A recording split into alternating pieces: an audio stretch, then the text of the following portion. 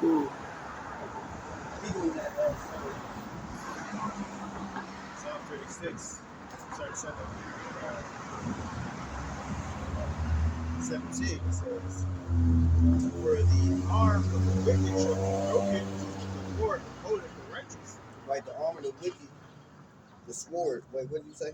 The arm says, "For the arms of the wicked shall be broken, but the Lord upholdeth the righteous." Keep going. Verse The Lord 18. gonna uphold the righteous, but the Lord only care about the righteous. He wouldn't give a fuck about the wicked. You know what I'm saying? So when niggas out here down by the sword and all that, the Lord don't give a damn. You think the Lord, of course the Lord don't delight in it, but the Lord is only worried about the right, especially in this time, man, because there's no excuse. Because the wicked is constantly being revealed. The hurtful works of wicked being fulfilled, man. You know what I'm saying? Really, man, it's black and white at this point. There's people literally coming out worshiping the Lord, and people that's being abominable, raping kids, eating flesh, like it, you know what I'm saying? That Jeffrey Dahmer and shit, like, you know that shit is abominable, man. You know, even little children know right from wrong, man. So there's people literally choosing death over life, man. Literally, man. You see what I'm saying? The Lord only care about the righteous men, those that seek in Him, man, in their day to day through the Spirit. And the heart, the Lord know the hearts of men, you know. Okay. So, Psalm 37, verse 18 says, "The Lord knows the days of the upright, says, and their inheritance shall be forever." Says verse 19. Forever, your hair's gonna be forever. That's something Satan can't promise you, man. Because Satan got an expiration date, man. You know what I'm saying? Satan leases up, man. You know what I'm saying? At the end of the day, man. The Lord, you're gonna have a lease forever. And guess what? You ain't gonna have to worry about no rent. You ain't have to worry about no goddamn insurance. You ain't gonna have to worry about nothing. You ain't gonna be subjected to no payments, none of that, man. Everything gonna be zest to be yours forever. You know what I'm saying? Forever. You know? And forever is a long time. Go ahead, you can't even fathom the time of forever, man. He threw another emperor on top of it. It says it's your Father's pleasure to give you the kingdom of heaven, man. You know?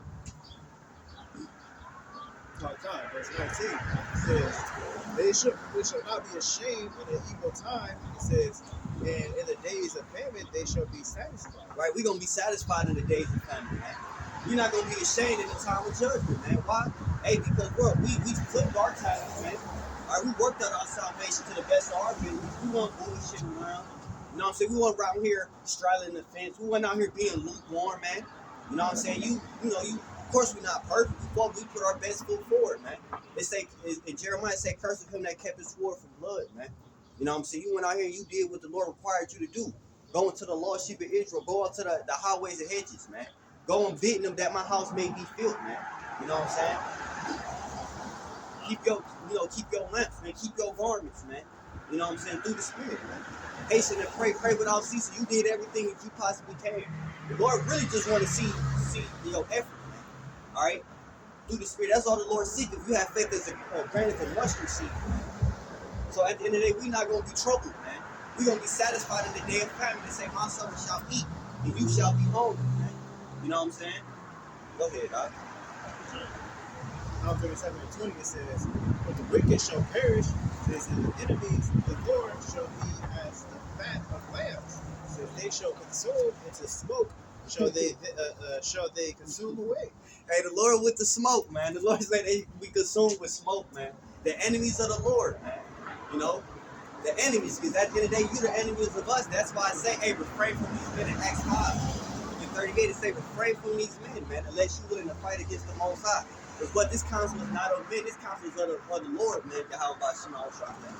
The people of the world, this is the counsel of the least. This is the counsel of the wicked, man. They counsels of men, man. You know, y'all enemies of the Lord, man. You take that chip, you profess yourself an enemy of the Lord, man. You have an issue with the Bible, you an enemy of the Lord. You have an issue with someone repenting and coming to righteousness, you an enemy of the Lord, man. You know what I'm saying? You may have many with you, you know what I'm saying, but you willing to fight against the God of the living of all things, man. The power of all things, the beginning and the end, man. Hey, so the Lord say that they gonna be as the fatness of lambs. You know what I'm saying? Gonna smoke, the Lord gonna put you on the grill, man. They're really honest with the fact that's what you cut and trim away, man. You feed that shit to the pigs. You feed that shit to the bottom animals that you don't even want to be fucking eating, man. You see what I'm saying? You that worthless, man. We got a lot of different titles. You got spittle, just like violence, the fat of the land. He's the fat of a lamb. Be garnished into smoke, man. Dung. Dung upon the earth, man. The feast of the fowls of the I earth. said, it's really his footstool. He don't get that. He not messing with you at all. As he should be, man, because y'all destroying the earth, man. Y'all trying to destroy everything the Lord created. I thought y'all was gonna eat them, but this is really a test of you. You're right, yeah. y'all messing it up. You're like, yeah, we can't let them up here. Right? Oh, this was just a test. The first test, you don't even pass, man. They didn't even come close.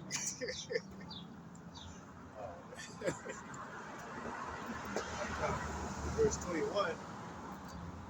The effeminate shall not enter the kingdom of heaven. Go ahead. Psalm 37:21 says, the wicked borroweth, but he not a good. It says, the righteous sueth mercy and giveth. Verse 22 it says, for such as be blessed of him shall inherit the earth. It says, for they that be cursed of him shall be cut off. Mm-hmm. Verse 20. Right, you be cursed, you're going to be cut off, man. Everything is going to be a blessing on top of a blessing. You're going back to the blessing of Abram. All those that bless me shall be blessed. Right? Holding on to the other nations in the kingdom. When you're blessing them to take them, you want to see those blessings. So as it's a curse or an enemy, you're going to bring them here, lay them, and slay them before me, man. And that's how it's going to go, man. Get on the lay down, man. You know?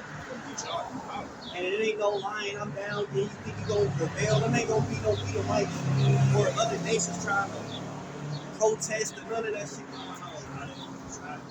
Trying grapes. Yeah, trying the grapevine, man. And that's exactly what it's going to be. It ain't going to be no battle. Don't let that. You thought he was a wine press. Yeah, wine press, making wine. Lord, he really be saucy. Right. The metaphors be going crazy. Like bars, like a treading a wine press. Just like stepping in the rain, man. That's how it's going to be. Don't let that, look at that propaganda where the Lord arm wrestling and sticking in half and shit. That shit gonna be It's not happening. It's gonna be a struggle. It's gonna be just the last minute effort by the Lord. Like, no, man, it's not gonna come close. Think about it. If somebody was equal on somebody's was equal to somebody, why would they have to bargain and offer them something? Like, right, think about that part. Why you gotta offer somebody something if you equal? Right, yeah. Why you gotta try to persuade? Well, Psalms 37:22 says,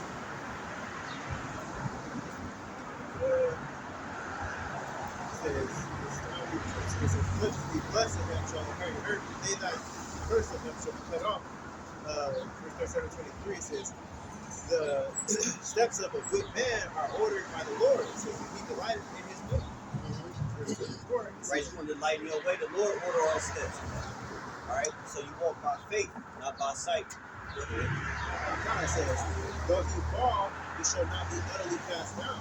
It says, for the Lord upholdeth him, it says, with his hand.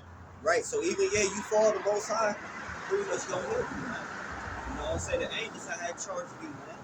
You know what I'm saying? In that time. So even though you fall, man, the Lord gonna help you up, man. You know what I'm saying? Satan don't love you. The streets don't love you. You fall, that's your ass. Satan gonna go and just replace your ass, man.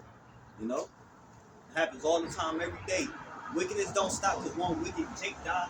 Or, you know how many wicked motherfuckers that died, you know what I'm saying? And the wickedness just got worse. There's always somebody that, you know what I'm saying? Wow.